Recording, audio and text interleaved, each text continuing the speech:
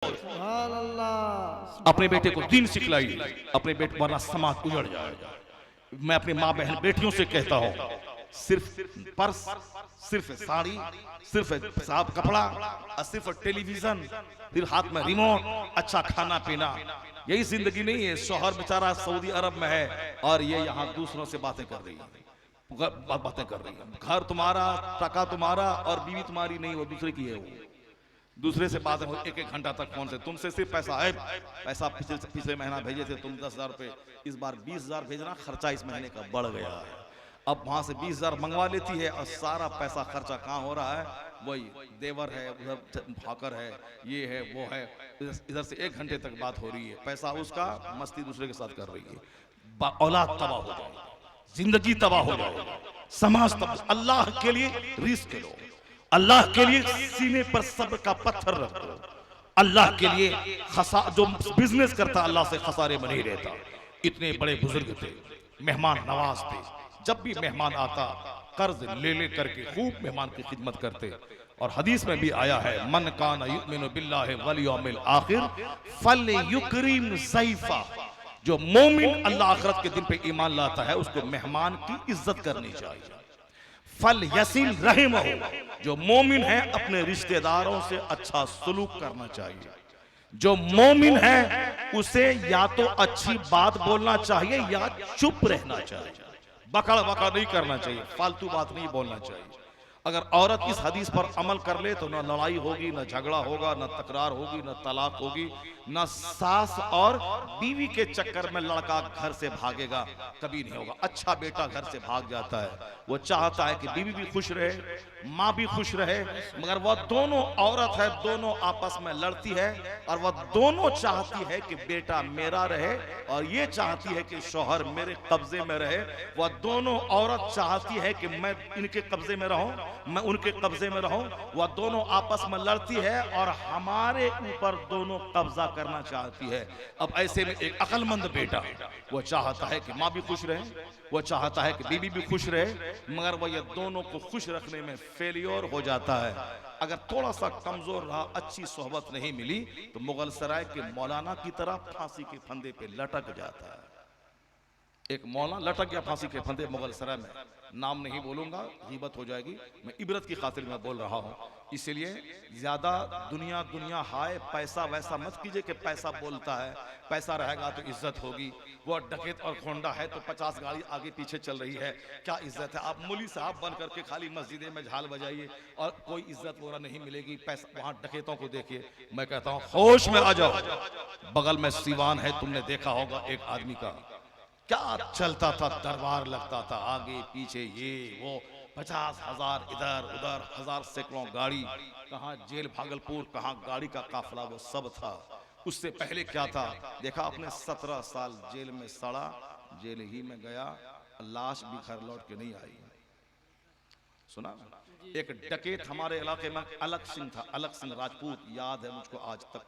बड़ी बड़ी मोच थी, लंबा था, धोती पहनता था, बुलेट से चलता था। ये 1983 की बात है, 1983। उस वक्त हम 13 साल के थे, पढ़ते थे मदरसा में। बुलेट गाड़ी, लाल रंग की बुलेट, फट फट, पूरा गांव डरता था उससे। जाता वो संथाल दलितों की बस्ती में, जिस औरत को चाहता पकड़ता, जिना करता, कोई डर से कोई बोलता नहीं था। डेली वही जाता, सोता, शराब पीता, जिना करता, कोई नहीं बोलता। एक ग्रुप उसका था हर तरफ नौजवानों का, वो डकैत था। मगर मालूम है वही दलित लोग, पिछड़ा जिसकी बेटी बहू को रेप करता था, उन्हीं लोगों ने प्लान बना के एक दिन वह सोया था वहां खाट पे, रस्सी से जकड़ करके लपेट करके इतनी बुरी मौत मारा के टुकड़े टुकड़े कर दिया। बहुत शुरू में लगता है कि वह मौलाना मौलवी, ये देखिए क्या 1000 गाड़ी आगे 1000 गाड़ी पीछे, नमाजें पढ़ते रहिए, यहाँ दुनिया कहां से कहां चली गई। एक डकैत था मेरे इलाके में, मैंने अपनी आंखों से देखा उसको। बुलेट लगाया और ताड़ी बेचने वाली सड़क के किनारे थी, पैर फैला कर ऐसे बैठा, लाओ। अब वो हुजूर हुजूर सर लेते, लिया लिया लिया लिया। अब वो जो है ताड़ी का गिलास दे रही है और ये उसका हाथ भी पकड़ रहा, ऐसे गिलास भी ले रहा है, मजा ले रहा है ताड़ी पी के, सबके सामने। कौन बोलेगा शूट कर देंगे। जबकि मेन रोड के किनारे, हमको आज तक दिमाग में वो नक्शा याद है, में हया शर्म भी कोई चीज होती है। भले तुम डकैत हो, 50,000 आदमी तेरे पास है, लेकिन जो समाज के बड़े बूढ़े लोग जो रास्ते से गुजर रहे हैं उनके सामने ऐसा करता था वो। मगर मालूम है क्या हुआ अंततः, अंजाम जो हुआ, शुरू में तो मौलाना मौलवी मौलाना बोलता है कि डीजे मत बजाओ, बिंजू मत बजाओ, ये मत करो, वो मत करो, पैसा कमाता नहीं, पैसा नहीं, इसीलिए से बाप मजदूर था, छोटी छोटी बात बोलता है, ये डीजे वो डीजे कुछ नहीं, तुम नहीं आएगा निकाह पढ़ाने के लिए, वो दूसरा मौलाना आ जाएगा पटना से, हटो, वो मौलाना पढ़ाएगा निकाह पढ़वा लिया। 25 दिन के बाद पता चला कि जो दामाद क्या था वो दामाद हिजड़ा है, नामर्द है। 5 करोड़ रुपया खर्चा किया, दामाद निकल गया हिजड़ा। अब ये बेचारा रो रहा है, 50 पैसा मेरा बर्बाद भी हो गया, अब क्या करे। अब 2 साल के बाद हो गई तलाक, अब ये बेचारा रो रहा, मौलवी साहब जरा सा दुआ कर दीजिए, जरा सा कोई तावीज़ वगैरह दे जरा सा। और अगर अच्छा दामाद मिल गया, शराबी पापी बेटी को मारता है, हजरत कोई तावीज़ दे दीजिएगा, वो आ रहा है मेहमानी खाने के लिए, खाने में मिला देंगे, चीनी में दम करके दे दीजिएगा, उसको मिला देंगे, जरा दिमाग ठीक हो जाएगा, बस हो गया, सारा नशा टूट जाता है।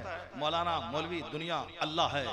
मौलाना अपने बाप की बात नहीं बोलता है, मौलाना अल्लाह की बात बोलता है, रसूल पाक की बात बोलता है। अगर तुमने अल्लाह से सौदा किया, सारा समाज गाली दे के बकील कंजूस है, अपनी बेटी की शादी मस्जिद में करवा दे, सारे समाज बोलेंगे कंजूस बकील है, और अल्लाह के लिए हुजूर की सुन्नत पे अमल करते हुए तुमने अपनी बेटी की शादी मस्जिद में करवा दी। क्योंकि मुस्तफा से बड़ा कोई नहीं, सैयदा फातिमा से बड़ी किसी की बेटी नहीं, अपनी बेटी की शादी मुस्तफा कायनात के मालिक ने मस्जिद में करवा दी। अली के पास कोई नौकरी नहीं थी, अपना घर तक नहीं था, उस मौला अली को अपनी बेटी फातिमा मुस्तफा ने उनको दे दी। दूसरे साहबी ने अपना कमरा, अपना रूम उनको हिबा किया, वक्फ किया, हिबा कर दिया, उस कमरे में उनकी रुखसती हुई है। अब कोई कारोबार नहीं, बज़ाहिर काम कारोबार बिजनेस नहीं, जो हम जो देखते हैं, बेटी हो गई सड़ गई, 40 साल की हो गई, लड़का नौकरी वाला मिलेगा तब ब्याह कराएंगे, चोर दरवाजे से 4 हमल गिर गए। ये बाप दुश्मन है अपनी बेटी का, जो अच्छा नौकरी वाला दूल्हा तलाश करने के चक्कर में अपनी बेटी की जवानी बर्बाद कर दी। बदतमीज किसी नेक नौकर से करवा देते, 18 साल की उम्र में शादी करवा देते, कम से कम जवानी तो बची रहती, हौसले तो उसके जवान रहते, अच्छी औलाद तो रहती। लेकिन एक अच्छा दामाद के चक्कर में 40 साल की खंकर तुमने बेटी को बनवा दिया, नौकरी कर रही है, पैसा कमा रही, रिश्ता ही नहीं मिल रहा है, और खंकर बनने के बाद शादी की, जिंदगी की सारी खुशियों को तुमने मार दिया। मुस्तफा ने अली को अपना दामाद चुना, कायनात के खजाने का मालिक। अली के पास न जमींदारी थी न कोई कारोबार था, रहने का मकान तक नहीं था। दूसरे साहबी ने अपना मकान डोनेट किया उनको, उसमें रुखसती फातिमा ज़हरा की। लेकिन आज दुनिया में न कोई नवाब जिंदा है, न जागीरदार जिंदा है, न कोई हाकिम जिंदा है, न कोई सरदार जिंदा है। आज दुनिया में जिंदा है तो हुसैन जिंदा है, हसन जिंदा है, अली जिंदा है, उसकी मां का वकार जिंदा है, पंजतने ताक जिंदा है। इसलिए मेरे भाई, अगर तुमने फिल्म के हीरो की गुलामी की मर जाएगा, मुस्तफा की गुलामी कर, यहाँ भी इज्जत मिलेगी, मरने के बाद मुस्तफा की शफाअत। सुभान अल्लाह, नारे तकबीर, नारे रिसालत, फज़ाइल खुलफाए अरबा। मौलाना मौलवी का पैसा नहीं है, 1 लाख कमाने के बाद चेहरा सूखा है, चेहरा काला हो गया है, जाओ दौड़ो। उस डकैत को वैसे मारा जो ताड़ी पीता था सड़क के किनारे, उसका हाल ये हुआ कि बहुत खूबसूरत था, आज तक उनका चेहरा मेरी निगाह में है। मुसलमान बच्चा था, वो मुसलमान था, बहुत खूबसूरत था, घुंघरियाले बाल उसका, और गाड़ी उसकी। और हमने देखा उसके गांव में, हम गए थे मदरसे में, 12 साल की उम्र थी, दूसरे आदमी को इंटरव्यू दिलवाने के लिए, उसमें उसको वो डकैत भी आलिम के पोस्ट पे नौकरी करने के लिए उस मदरसे में आया था। और उस मदरसे का सेक्रेटरी हम एक शेखुल हदीस, बहुत अच्छा काबिल ख्वाजा मदरसा साहब का शागिर्द, बुखारी शरीफ और सारी किताब पढ़ाने वाला, उसको हटा दिया। वो डकैत को वो सेक्रेटरी डर से बहाल कर रहा था, उसको, उसी डकैत को मदरसे में बहाल कर रहा था। बताइए, कुछ डकैत को जब मदरसे में बहाल करेगा तो क्या हाल होगा। उसी की बहाली में हम गए थे वहां, हमारी उम्र 12-13 साल थी उस टाइम में। मालूम है क्या हुआ, हाल यही हुआ कि नेपाल गया, नेपाल से लाश भी लौट के घर नहीं आई, घुसेड़ दिया। और डकैत बनेगा तुम, और डकैतों की बात सुनेगा, और लुच्चागिरी करेगा चौक चौराहे पे, और मौलवी का मजाक उड़ाएगा, आलिमों का मजाक उड़ाएगा, लुच्चागिरी करेगा तुम। एक लुच्चा था हमारे पड़ोस का, उनका नाम था, नाम नहीं लूंगा, वो कटिहार कॉलेज में हम पढ़ते थे। मैंने मैट्रिक भी किया है, इंटरमीडिएट किया है, ग्रेजुएशन किया है, मैंने एमए भी किया है, हाई क्लास से किया है। मैट्रिक में पूरे स्कूल में टॉप, इंटरमीडिएट यूनिवर्सिटी में टॉप, ग्रेजुएशन में पूरे कॉलेज में टॉप, अंग्रेजी में एमए किया है मैंने, उसमें पूरे क्लास में टॉप, यानी मैट्रिक से लेकर एमए तक सारा रिजल्ट टॉप रहा। दाढ़ी मुंडाया नहीं है, इसी दाढ़ी के साथ मैंने इंग्लिश में एमए किया, माशाअल्लाह, पीजी की है अंग्रेजी लिटरेचर में, शेरवानी और पंजाबी के साथ। यहाँ मदरसे में पढ़ा और टीचर की नौकरी मिल गई, दाढ़ी भी कटा लिया, टोपी भी फेंक दिया। ये सब लोग होते हैं। एक पटना का इमाम था, 25-20 साल इमामत किया, नौकरी मिल गई स्कूल में, टोपी भी खत्म, दाढ़ी भी खत्म। बताइए ये 20 साल रहने का क्या असर हुआ? उससे अच्छा तो कॉलेज का लड़का है जो कॉलेज में पढ़ने के बाद दाढ़ी भी रखता है, नमाज भी पढ़ता है, दिन भी पढ़ता है। एक लड़का हमारे इलाके का अलीगढ़ में पढ़ता था, जब भी उसकी माँ फोन करती थी बोलता था तुम्हारा बेटा नमाज पढ़ रहा है। क्लास पार्टनर से बोलता था वो तो कुरान पढ़ रहा है, अरे इसको भेजे है मेडिकल की तैयारी करने के लिए, और जब भी फोन को बोलता कुरान पढ़ रहा है, जब भी देखो नमाज पढ़ रहा है।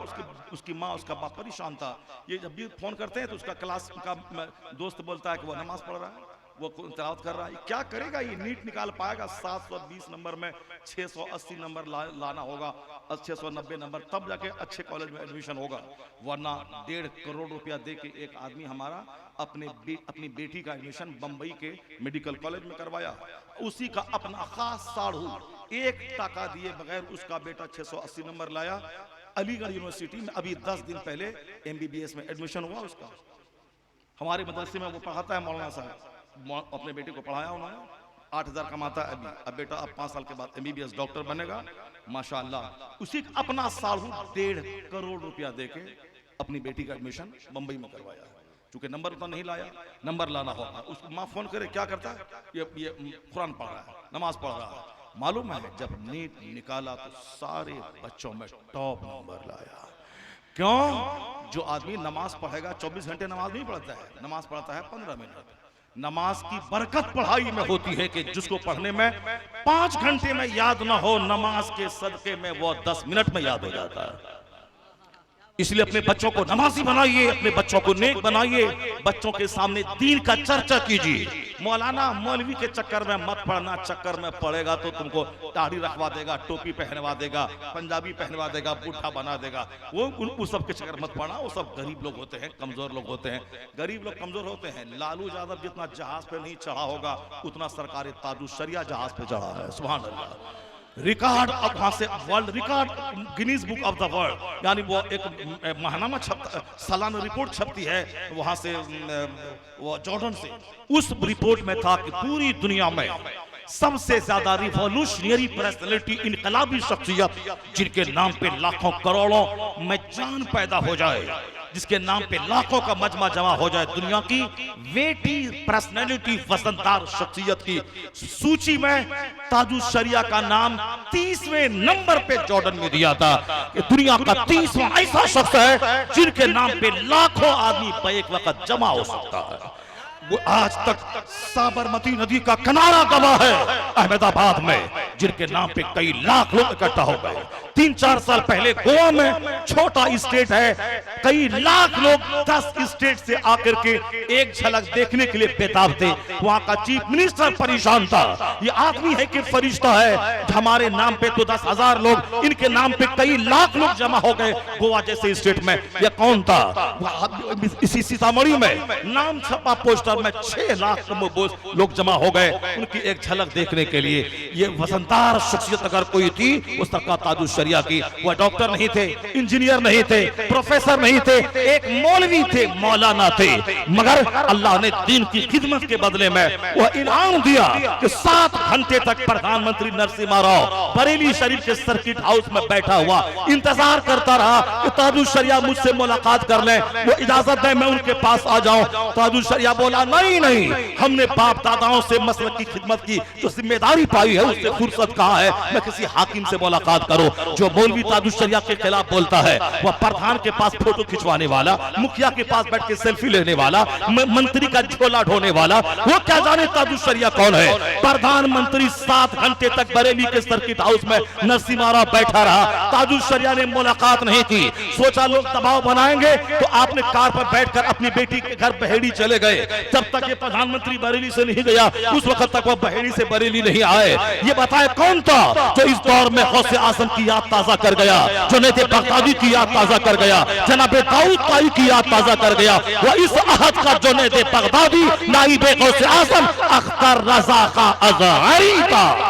नारे तकबीर, नारे रिसालत, फैजान हुजूर ताजुश शरिया। वो डॉक्टर नहीं थे, इंजीनियर नहीं थे, वो नहीं थे, अंग्रेजी जबरदस्त बोलते थे।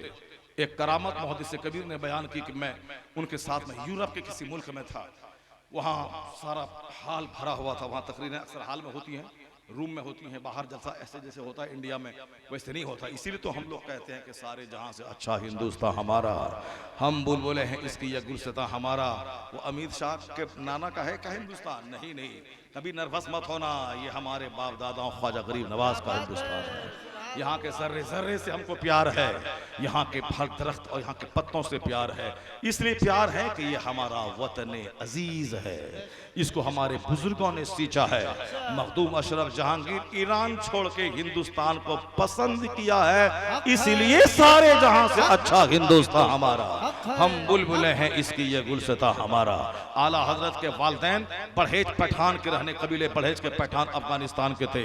अफगानिस्तान छोड़ के लाहौर आए, लाहौर छोड़ के बरेली आए, उनका सारा कुंबा वहां आबाद है। सारा हिंदुस्तान का मुसलमान अपने आप को सुन्नी बरेलवी कहलाता है। और आज हमें फख्र है उस खानदान आला हजरत पे, हम मसलक के आला हजरत के फॉलोवर हैं।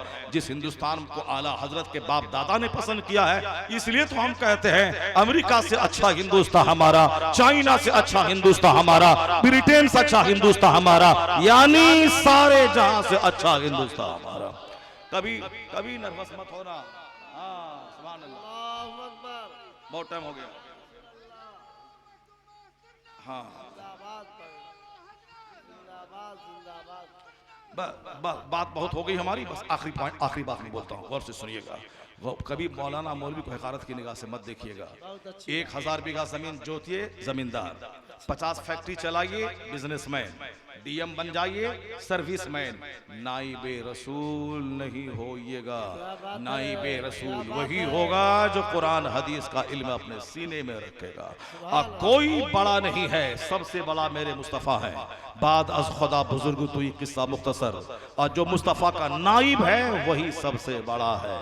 मुस्तफ़ा का नाइब आलिम दीन, पत्नीदार से बड़ा, जमींदार से बड़ा, 1 करोड़ रुपया रखने वाले से बड़ा, 1000 बीघा जमीन जोतने वाले से बड़ा, 50 दुकान रखने वाले से बड़ा। चूंकि मुस्तफ़ा का नाइब वो नहीं हो सकता, नाइबे रसूल वो है जो सीने में कुरान हदीस का इल्म रखता है। इसलिए ए मौलवी भाई, तुम 5000 कमा के मस्जिद में रहना, कभी किसी जमींदारों को तरफ ललचाई निगाह से मत देखना। तुम मदरसे में पढ़ा के 10,000 कमाना, तुझसे बड़ा कोई नहीं है। 50 करोड़ की कार पे चढ़ के वो आए, वो कार वाला है और तू नबी वाला नाइबे रसूल है, और नाइबे रसूल से बड़ा कोई नहीं होता है। अगर तुमने सब्र किया, कनात से तुम रहा, तो दुनिया में इज्जत भी मिलेगी, मरने के बाद तू जन्नत ही नहीं जाएगा, बेशुमार लोगों को जन्नत अपने साथ लेके जाएगा। इसलिए आलिम हाफिज, हाँ, वो 24 घंटे अपने इल्म पर फोकस डालें। दूसरे लोग अखबार पढ़ें, पॉलिटिक्स करें, राजनीति करें। मौलाना दाहिने किताब, बाएं किताब, सिरहाने किताब, घर में सिर्फ किताब ही किताब, बस और कुछ नहीं। दूसरे लोग 8 घंटे बिजनेस करें, तुम 8 घंटे किताब पढ़ो, मरते दम तक किताब पढ़ो। ताजुश शरिया 3 साल रहे मिस्र में, दरियाए नील को नहीं देखा, दरियाए नील को नहीं देखा। ताजुश शरिया 3 साल वहां रहे, सिर्फ नजर किताब पे रही, नील को नहीं देखा। और फरागत के बाद 10 साल के बाद जब गए तो किसी ने कहा हुजूर दरियाए नील के बीच से गुजर रहे हैं। कहा अल्हम्दुलिल्लाह, आज मैं गुजर रहा हूं, मगर 3 साल रहा दरियाए नील घूमने नहीं गया, सिर्फ रूम, मस्जिद, मदरसा, किताब। तब ना लाखों बच्चों में स्टूड फास्ट मकाम इम्तियाज हासिल किया। अरब का बच्चा, अजम का बच्चा, सब में टॉपर ताजुश शरिया बन गए। आज जो जूता देखेगा, जुब्बा देखेगा, टोपी देखेगा, चप्पल देखेगा, परहेज देखेगा, रोटी देखेगा, दाल देखेगा, घर में फोन करेगा, मौलवी साहब चंदा करता है, रोटी पतली खिलाता है और जलेबी खिलाता है, वो कुछ नहीं कर पाएगा। नजर न रोटी पे रहे, नजर न दाल पे रहे, नजर न जूते पे रहे, नजर सिर्फ किताब पे रहे। पढ़ने के जमाने में पढ़ने का सलीका पैदा होता है, रीडिंग, और असल में नॉलेज पढ़ने के बाद होता है जब दिमाग खुल जाता है। इसलिए वह मौलवी सिर्फ किताब से रिश्ता नाता रखे, उनके दरवाजे पे डीएम आएगा, उनके दरवाजे पे बादशाह आएगा, उनके दरवाजे पे पत्नीदार आएंगे, तो इल्म हासिल करता जा, अल्लाह तेरे मर्तबे को बढ़ाता चला जाएगा। बात मैं अपनी मुकम्मल कर लूं, हजरत बैठे हुए हैं, क्योंकि मुझको बहुत देर से तकरीर करने के लिए दिया गया। हम तो 2-2 घंटा बोलने वाला आदमी, 1 घंटा में हमको मजा नहीं आता है, 1 घंटा में हमको मन नहीं लगता है। 2 घंटा जब तक नहीं बोले हमको लगता ही नहीं कि हम तकरीर किए हैं। दूसरा सब मौलाना साहब वो जल्दी से घड़ी देखता है, 1 घंटा देखता है, ये नुक्ता वो नुक्ता दिया, 1 घंटे में थक के चूर हो गया। वमा अलैना इल्लल बलाग, छुट्टी हो गई। टाका कितना लिया? 50,000 70,000। हमको कितना देता है ये लोग? ठग लेता है 20,000 25,000 दे करके, आप बुलवाता है 3-3 घंटा, तकरीर करवाता है 3 मुकर्रिर का, और नजराना कम देता है। और वो आया 1 घंटा बोला, शोहरत है उसकी, 50,000 लिया अपना, चलता बना। चलो जाओ तुम 50,000 लो, अब देना भी चाहिए आलिम दीन को 50,000 1 लाख दें आप। पैसे से इसको मत जोड़ें, ये अलग चीज़ है, पैसा बदन हाथ का मैल है, वो अलग चीज़ है। कव्वाल को लोग दे रहे हैं, डीजे में लोग दे रहे हैं, नचने वालों को दे रहे हैं, टूर्नामेंट करवाने, बज़्म अदब का मुशायरा गजलिया, उसमें 10 लाख खर्चा कर रहे हैं, उसको हमारा मौलवी भाई नहीं गिनता है। ये नजराना मौलवी साहब एक जलसा बचा हुआ है, मदरसा उजड़ गया, चंद गरीबों का बच्चा, खानकाह उजड़ गई, चंद लोग तेल पानी लेके पीर साहब दम कर दीजिए। तो दीन न खानकाह में लोग सीखने जाते हैं, न मदरसा में सीखते हैं। यही ले दे के छोटा सा प्लेटफॉर्म है जो 1000 आदमी बैठ करके मौलवी की बात सुन लेता है, और ये इसको भी उजाड़ना चाहता है। ये बता दे, जब ये प्लेटफॉर्म भी उजड़ जाएगा तो दीन कहां सिखाओगे? मदरसे में तो गरीबों के चंद बच्चे, मस्जिद में जुमा के दिन तो खिताब खत्म तब लोग आते हैं, खानकाह में तेल पानी किताब भीड़, और तावीज दीजिए बच्चे को नौकरी मिल जाए, बेटी का बियाह हो जाए, फिर दीन कहां सिखाएगा? ये जलसा ही है प्लेटफॉर्म जहां 2-2 घंटे 2.5-4 घंटे हदीस कुरान सिखाता है। लोग नचा करके भी बैठ के दीन सीखते हैं। इस दौर में सबसे बड़ी खानकाह, सबसे बड़ा मदरसा ये चलता फिरता जलसा है जहां दीन सिखाया जाता है, जहां 4 घंटे बैठकर गुनाहों से महफूज इल्मी माहौल दिया जाता है। सबसे बड़ी खानकाह है ये जलसा। अभी 4 घंटे से आप बैठे हैं, 5 घंटे से आपकी जबान पे न झूठ है, न आपके कानों में गलत बातें हैं। सिर्फ इस जलसे में 4 घंटे से जबान भी गुनाह से सेफ, कान भी गुनाह से सेफ, सारा वजूद नेकियों में डूबा हुआ है। यही है खानकाह। 4 घंटे ये जलसा एक माहौल देता है, जिस माहौल में गुनाहों से महफूज नेकी करते हैं। वो आखिरी बात हजरत वो मुकम्मल कर देते हैं, बस उसके बाद ख़त्म कर देते हैं। बस हाँ, बस वो अल्लाह से सौदा करने वाली बात मुकम्मल कर देना, बस मुकम्मल। हाँ हाँ हाँ हाँ, उसको मुकम्मल कर देते हैं ना। पहले वो बात मुकम्मल हो जाए। कौन बात? वो क्या है, एक वो हाँ, दरिया वाली बात तो खत्म हो गई यार। ताजुल शरिया ने नहीं देखा, किताब देखा, वो तो बात खत्म हो गई। अब रह गई बात, वो बात जो बुजुर्ग थे जिनकी बीवी थी, वो बड़े मेहमान नवाज थे, मेहमान की खिदमत करते थे, लेकिन उसकी बीवी कहती थी कि सब पैसा खिला दीजिए मेहमान को, लुटा दीजिए साहब। हम लोग भी जब मेहमान लोग आते रहते, घर में रहते हैं, मौलाना मौलवी ये वो फला चला, चाय बनाओ, बस आप आ गए, चाय बनाओ, ये बनाओ, बस अब दिन भर चाय बनाते रहो, ये बनाते रहो। अरे यार, महीना में 2-4 दिन आते हैं कभी, तो कम से कम चाय तो पिलाओ मेहमान लोगों को। तो परेशान हो जाती, पिलाती है, बनाती है, खिलाती है, मगर वो कुछ बोल बाल के, तो मर्द है जो सब सह लेता है, वरना उसके चक्कर में पड़ेंगे तो डेली लतम जुतम मार घर अखाड़ा बन जाएगा। इसलिए हम मशवरा देते हैं आजकल के सब लोग अरबी सीखिए, अपनी बीवी को अरबी सिखाइए, और दोनों अरबी में लड़िए, ताकि पड़ोसी बोले कि वहाँ दुआ हो रही है, पड़ोसी बोले कि वहाँ दुआ हो रही है। हम लोग अरबी में बोलेंगे, दोनों लड़ाई करेंगे, वो बोलेगी और फिर पड़ोसी बोलेगा वहाँ दुआ हो रही है, कलमा खानी हो रही है। तो वरना यहाँ तो हम लोग तो जलील और बेइज्जत और बदनाम हो ही चुके हैं। लड़ाई झगड़े के लिए बदनाम हो गए हम लोग सब, लत्तम जुत्तम लड़ाई झगड़ा। बस सब्र करना पड़ेगा, सब्र। अच्छी लड़की का सिलेक्शन। वो लड़की बोलती थी कि आप सब लुटा दीजिए मेहमान के पीछे, तो उन्होंने कहा कि तुम नेक काम से मुझको रोकती है, तुझको मेरे निकाह में रहने का कोई हक नहीं है। उन्होंने कर्ज लेकर मेहर की रकम का इंतजाम किया और न चाहते हुए भी अल्लाह के लिए, क्योंकि मेहमान की खिदमत करना अंबिया कराम की सुन्नत है और ये उससे रोकती है, इसलिए न चाहते हुए भी मेहर की रकम का इंतजाम करके उनको दे के तलाक दे के निकाल दिया। तलाक देने के बाद एक आदमी का जीना कितना मुश्किल होता है, घर से निकलना, दिल्ली पंजाब जाना अपनी बीवी को छोड़ करके, 5 दिन तक तो दिमाग सारा घरे में लटका रहता है।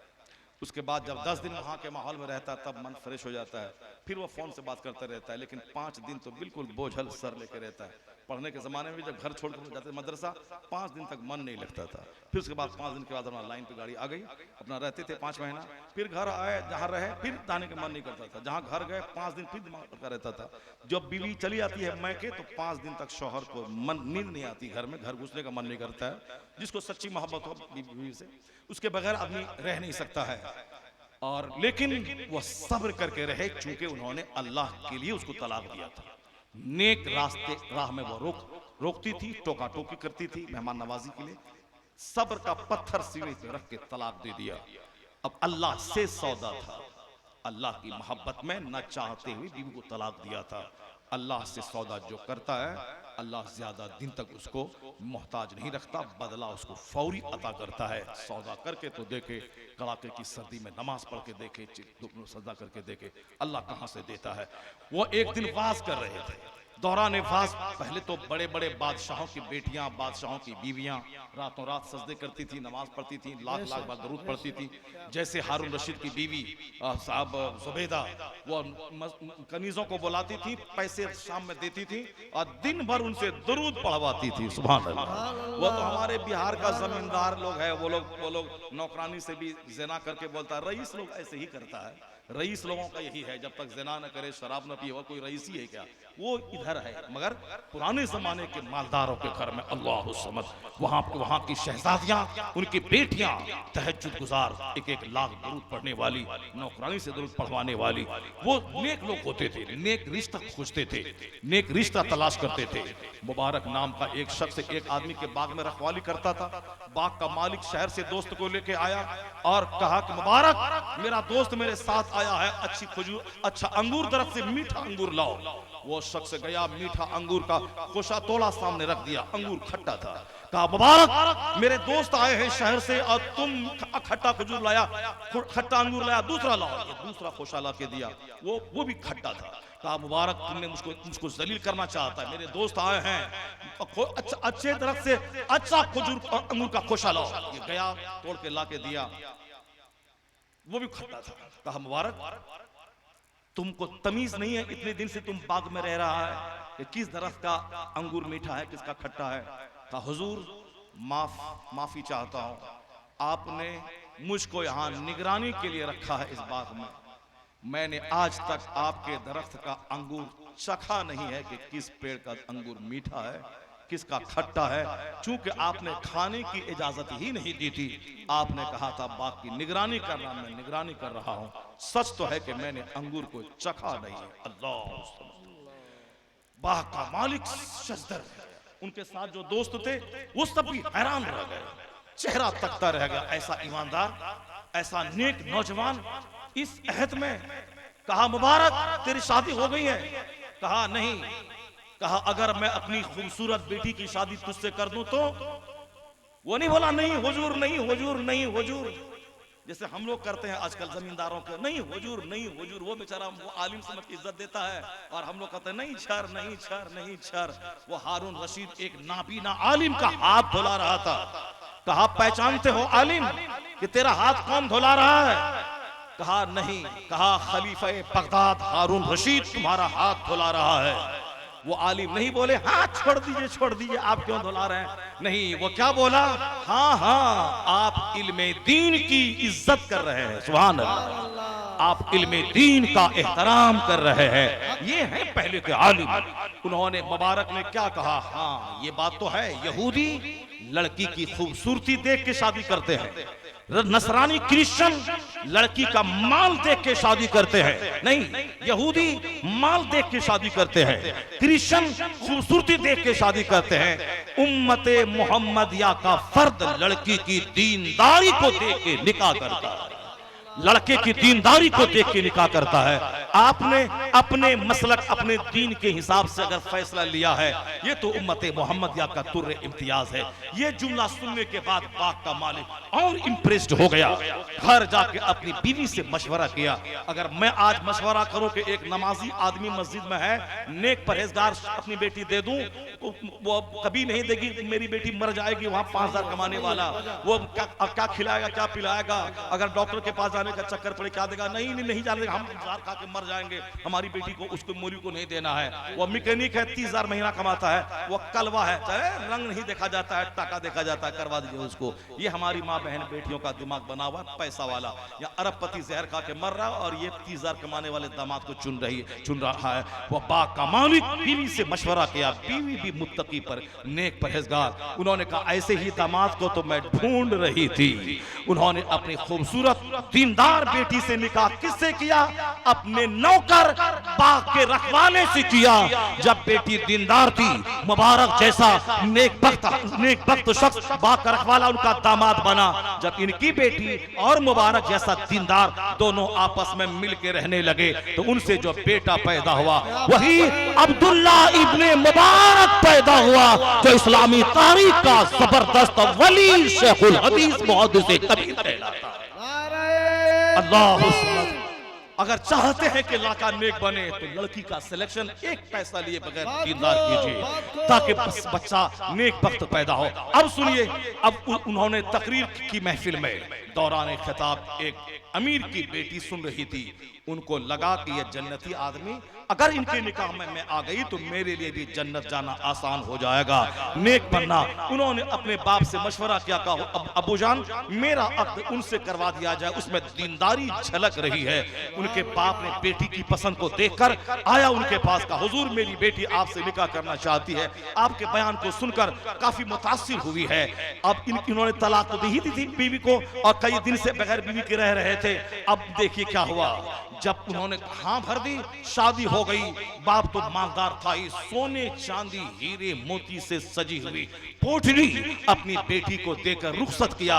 जब उसके घर में वो खूबसूरत दीनदार औरत और माल वाली भी आ गई, रात में जब ये सोया एक आवाज ख्वाब में आई, देखा तुमने मुझसे सौदा करने वाला खसारे में नहीं रहता है, तुमने अपनी बीवी को तलाक दिया था, मेरी मोहब्बत में उससे अच्छी बीवी तुझको मैंने अता कर दी। जो अल्लाह से सौदा करता है वो खसारे में नहीं रहता है। नमाज पढ़ के देख, रोजा रख के देख, भूखा रह के देख, 5,000 रुपए पे सबर करके देख, अल्लाह यहाँ इज्जत देगा, सच्ची खुशी देगा, मरने के बाद जन्नतुल फिरदौस में जगह देगा। नारे तकबीर, अल्लाह ताला हम सबों को और हमारी माँ बहन बेटियों को सबों को दीनदार बनने की तौफीक अता फरमाए, सबों को आलिमों और इल्म हासिल करने वालों की कद्र करने की तौफीक अता फरमाए। जलसा जुलूस में जो बातें होती हैं उन बातों को अपनी जिंदगी में प्रैक्टिकल में लाने की तौफीक अता फरमाए। आमीन। व आखिर दावाना अल्हम्दुलिल्लाहि रब्बिल आलमीन। अस्सलामु अलैकुम व रहमतुल्लाहि व बरकातहू।